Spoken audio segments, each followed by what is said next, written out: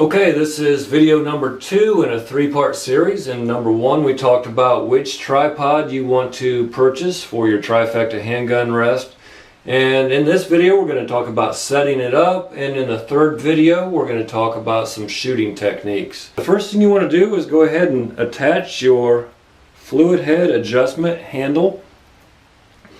And what this does is it just allows you to make adjustments out in the field very quickly and give it a quarter of a turn, and it locks it into place wherever you stop. Okay?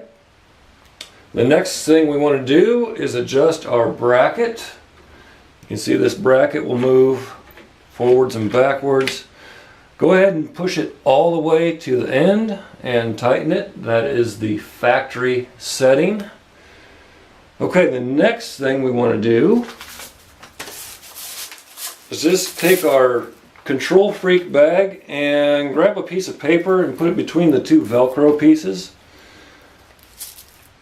We're going to micro adjust that in just a little bit. The next thing we want to do is adjust our trigger guard guide wheel. You see this will move up and down. So the goal is to get our gun, whichever one you choose. You want the barrel and the rest platform to be pretty much even with each other. I can't see that real well without getting in the way of the camera. Let's get down here. That looks pretty good. Notice what I'm doing with this rest topper. It's not straight up and down like that. I'm moving it back to match the contour of my revolver. So once I have everything exactly where I want it, that looks pretty good. I'm going to go ahead and tighten my trigger guard guide wheel.